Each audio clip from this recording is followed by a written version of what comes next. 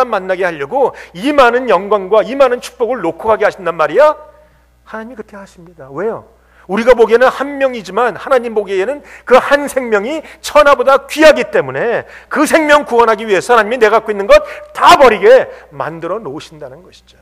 그뿐입니까? 이디오피아 사람 그 네시 한 사람이 복음을 들었더니, 여러분 지금에도요 북아프리카에 가면 그 아프리카 맨 남쪽에 이디오피아라는 나라가 있는데 그게 기독교 나라예요. 거기에 교회가 있습니다. 그 교회가 어떻게 생긴지 아십니까? 오늘 2000년 전에 빌립에게 복음을 들었던 이 네시가 가서 교회를 세우고 그 나라가 복음화가 돼서 기독교 국가가 되었다라는 겁니다. 여러분, 우리가 한 사람에게 복음을 전하는 건 이만큼 중요한 것이에요. 여러분, 하나님이 오늘도 여러분을 때로는 광야로 옮길 때가 있어요. 무엇 때문입니까? 하나님의 목적 때문입니다. 우리는 하나님의 목적 때문에 움직이고, 하나님의 목적 때문에 사람을 만나고, 하나님의 목적 때문에 고난을 당하고, 하나님의 목적 때문에 상황과 환경을 만나게 됩니다. 사랑하는 성도 여러분, 우리의 인생에서 나의 목적보다 더 중요한 것은 하나님의 목적입니다. 내 인생에서 나의 계획보다 더 중요한 것은 하나님의 계획입니다. 내 인생에서 나의 기쁨보다 더 중요한 것은 하나님의 기쁨이라는 것이에요. 여러분, 사랑하는 우리 성도 여러분들이 이번 성탄절에 그것을 좀 묵상했으면 좋겠어요. 내 인생의 목적, 내 목적이 아니라 하나님의 목적으로 살아가고, 이걸 우리가 사명이라고 부릅니다. 여러분, 사명이 있으십니까? 여러분이 왜 2012년 12월 달에 이 시온교회와 앉아 계시는가? 그것은 사명 때문입니다.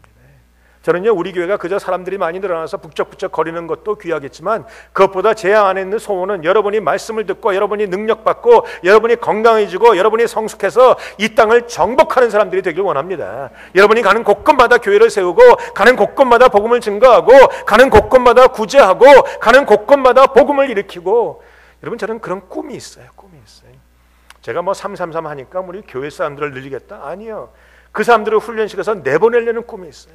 저는 이 땅에 개척교회도 앞으로 많이 할 거예요. 이곳저곳에 개척교회에서 도와주고 잘라주고 그 근처에 있는 사람 가서 섬기라고 말하고, 그럼 우리 교회는 어떻게 하는가? 뭐 어떻게 하나님 우리 교회 더 채우시겠지.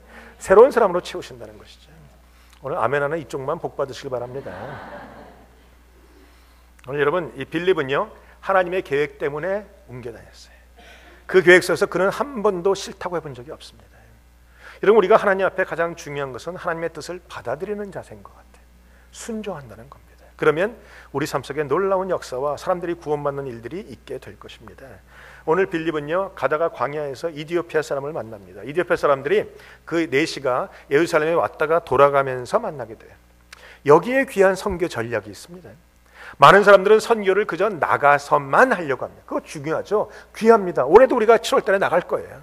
나갈 거지만, 나가서 하는 선교도 귀하지만 또 하나의 선교가 있는데, 오는 사람에게 복음을 전하는 것이. 여러분, 이 사크라멘토에도 67개국이 들어와 있다고 합니다. 대학에 가보세요. 대학에 가면요, 이 다른 나라 사람 67개국에서 복음을 공부하려고 와 있는 사람들이 있어요. 우리가 67개국에 나갈 수는 없지만 67개국에서 온 사람들에게 복음을 전할 수 있다는 것이죠. 여러분, 복음에 대해서 생각을 다시 하셔야 돼요. 오는 사람에게 복음을 전하고, 그들에게 복음을 전할 때 특별히 그 좀 배운 지성인들에게 복음을 전하는 거 굉장히 중요합니다. 이디오피아 네시라고 했지만 오늘 본문에 보니까 이 사람은 권력 있는 사람이고, 아마 그 나라에서 가장 넘버 2, 두 번째 능력 있는 사람, 그런 사람이 복음을 듣고 갔더니 한 나라가 뒤집혀지게 됩니다. 여러분이 대학에 가서 혹은 지성인들에게 복음을 전하는 거, 그래서 중요하다는 것이죠. 젊은이에게 복음을 전하는 것도 중요하고, 그래서 그 다 중요한 것이. 성경에 보면요, 로마가 나중에 주후 300 몇 년이 되면 국교가 바뀌는데, 기독교로 바뀌는데, 여러분, 이 복음이 쓰여질 때만 해도 주후 70년, 60년 이 당시에 그게 얼마나 핍박이 있었습니까? 네로 황제가 기독교인을 다 죽이고, 이런 상황 속에서 불과 300년이 못 돼서 나라가 바뀝니다. 그 이유가 뭔지 아세요? 바울이 로마에 잡혀갔을 때, 그는 거기서 사람들이 물어봅니다. 거기 많은 그 산에, 거기 그 로마의 귀족들이나 로마에 정치하는 사람, 지도자들이 다 모여서 도대체 예수가 누군지 좀 불러다가 들어보자. 그래서 바울이 가서 이 복음을 전하기 시작했죠. 또 그가 죄인이니까 그 주위에 로마의 시위대가 지킵니다. 2명씩 딱딱 지키는데, 그들이 장교급이라는 거예요. 그 사람들에게 복음을 증거하게 되고 복음을 믿게 되니까 불과 얼마가 못 돼서 기독교 국가로 바뀌는 것은, 하나님이 능력 있고 이 그 지도자에게 복음을 전하면 이것이 굉장히 빠르다는 것을 볼 수 있어요. 그러니까 여러분이 특별히 기도하셔야 됩니다. 선교자 나가 있는 많은 선교사들이 밑에서부터 복음을 전하는 것도 귀하지만, 그들이 전략적으로는 위에서부터 복음을 전하는 게 더 빠른 것이에요. 제가 선교제 갔더니 한국에서 오신 많은 분들은 주로 밑에서 복음을 전하고, 미국에서 가는 1.5세들은 주로 위에서부터 복음을 전합니다. 가니까요. 한 청년 하나를 보냈더니 전화가 왔어요. 전화가 와서 목사님, 제가 온 지 이제 2달 됐는데 성역 공부가 시작됐습니다. 그래? 기도해 주세요. 그래, 기도하자고. 기도했죠. 그리고 제가 물어봤어요. 도대체 몇 명이나 모이냐? 20명 모인다는 거예요. 누구 어떤 사람들이 모이는데 뭐 거기요 그 정치하는 사람들 무슨 재무부 장관 무슨 차관 이런 사람들이 모인다. 그래서 왜 그런 사람들이 너한테 모이냐? 영어 가르쳐 달라고. 그들이 모여서 영어를 배웁니다. 근데 그 사람이 그랬어요. 제가 영어를 가르쳐주는 목적은 한 가지입니다. 영어를 가르쳐주다가 복음을 전하기 위해서. 그래서 영어를 가르쳐주는 교재를 뭘 선택했냐? 그랬더니 뉴 테스트먼트를 선택했다. 여러분이 기도하셔야 됩니다. 선교사들이 가서 거기서부터 복음 전하면 한 나라가 뒤집어지는 게 얼마나 쉬운지 몰라요.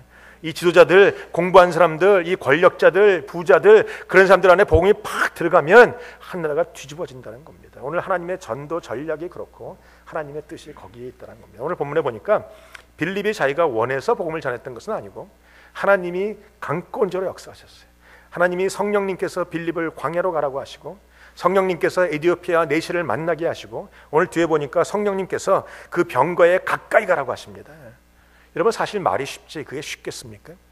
에티오피아 내시가 예루살렘에서 돌아가는데 그냥 한 사람이 조랑말 타고 돌돌돌도 돌아간다고 생각하지 마세요. 그 사람은 이디오피아에서 넘버 2입니다.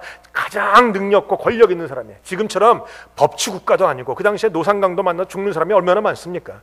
그렇다면 그 사람을 보호하는 사람이 큰 무리가 이뤘다는 것이죠. 거기에는 마차가 있을 것이고 거기에는 앞뒤에 호위하는 그 군인이 있을 것이고 거기에는 그들을 시종드는 사람이 있을 것이고 앞에 뒤에 보병들이 있을 것이고 기병이 있을 것이고 제가 보기에는요 보통 한 100명 정도가 한꺼번에 우르르 지나가는 상황일 겁니다. 그래야 안전하지. 그런데 거기에 하나님이 가라고 하십니다. 성령 하나님이 주도하십니다. 그랬더니 빌립이 순종하고 갑니다. 잘못 가면 죽는 건데 그래도 마차에 다가가니까 주님이 길을 열어주신다는 겁니다. 여러분 오늘 본문에 보면 가장 많이 나오는 단어는 성령이라는 단어예요.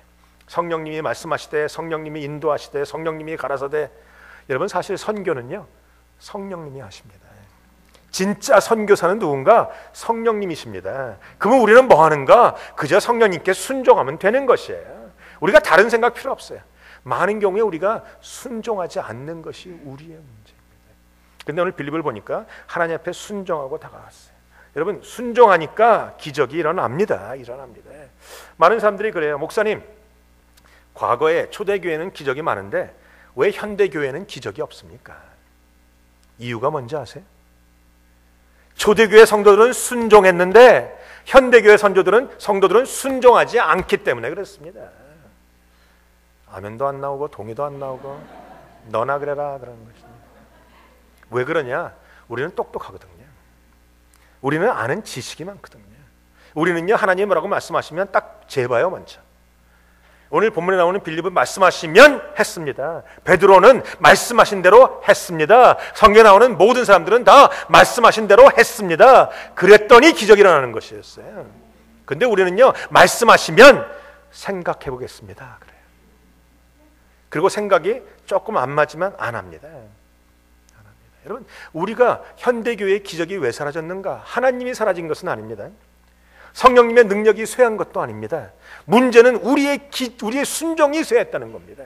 생각해 보세요. 성경에 초대교회 때 가장 큰 첫 번째 기적이 어디 일어났습니까? 가나의 웨딩 혼인잔치에서 일어났어요. 거기 주님이 계십니다. 주님이 종들을 불러다가 말씀하십니다. 물을 항아리에 채워라. 그 항아리가 뭡니까? 발 닦는 항아리입니다. 그 항아리에서 물을 퍼서 발을 씻어주는 더러운 항아리예요. 그 항아리에 깨끗한 물 채워놓겠습니까? 아니요, 있는 물 다 갖다 넣을 겁니다. 설거지한 물도 집어넣을 겁니다. 왜? 발 닦는데 뭘. 그런데 그 물 채워넣으라고 말하고 주님이 그 물 떠다가 주라고 말합니다. 여러분 같으면 순종하시겠습니까? 아마 우리 성도님들은 일단 찍어 먹어보고 순종할 거예요. 근데 그들은 순종했습니다. 거기 보니까 주님이 자 기도하시고 이 물이 변하여 포도주로 만들어 주신 다음에 먹어봐. 포도주 맞지? 갖다 줄래? 말씀 안 하셨어요. 그 물을 그냥 떠서 갖다 주라고 말씀하십니다. 이유도 없고 아무런 설명도 없어. 갖다 줘.